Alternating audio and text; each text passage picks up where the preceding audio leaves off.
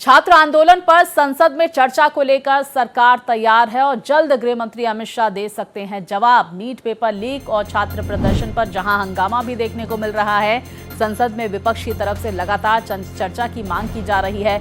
इस बीच बड़ी जानकारी आपको बता दें, गृह मंत्री जल्द ही चर्चा का जवाब देते हुए नजर आएंगे। सत्ता पक्ष इस पर चर्चा को तैयार है, संसद में चर्चा के लिए सरकार तैयार है छात्र आंदोलन के मुद्दे पर, और जल्द ही गृह मंत्री अमित शाह इसका जवाब सदन में दे सकते हैं। तो बड़ी जानकारी सामने निकल कर आ रही है।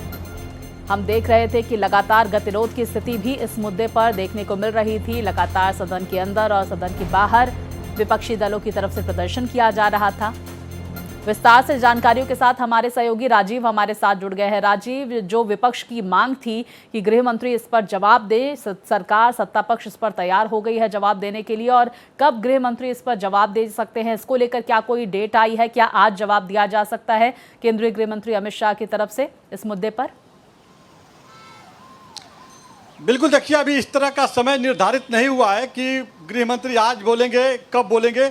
यह जरूर है कि कल जो है संसदीय कार्य मंत्री किरण रिजिजू की तरफ से कहा गया कि अगर विपक्ष अपनी मांग पर अड़ा हुआ है कि गृह मंत्री ही बोले तो गृह मंत्री इसके लिए तैयार हैं। लेकिन अभी भी जो है विपक्ष का जो रुख है वह साफ नहीं हो रहा है, क्योंकि विपक्ष दो मुद्दों पे अड़ा हुआ है। एक तो जो छात्रों पे लाठीचार्ज हुआ है, दूसरा जो राम मंदिर चढ़ावा विवाद है, क्योंकि समाजवादी पार्टी के जो सांसद है हर रोज प्रोटेस्ट कर रहे हैं पार्लियामेंट के अंदर।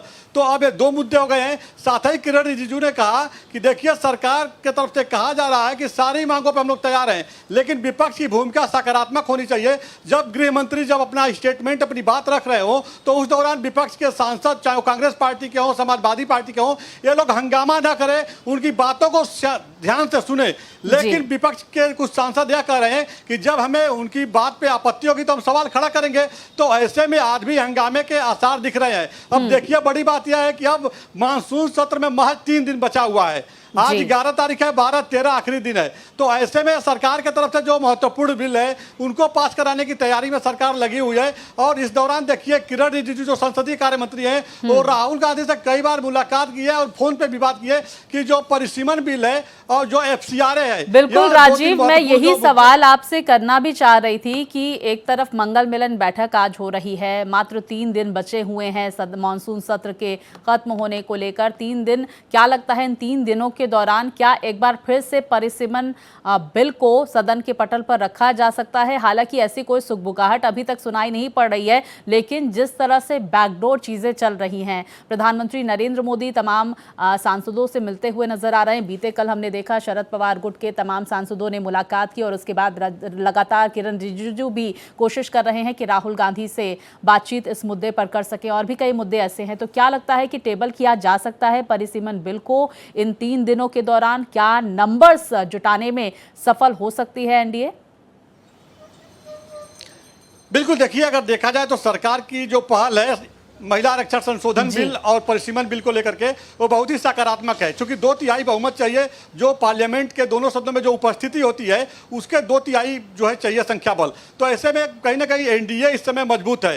पश्चिम बंगाल विधानसभा चुनाव के बाद जो परिदृश्य बदला है उसमें एनडीए सांसदों की संख्या बढ़ी है राज्यसभा और लोकसभा में।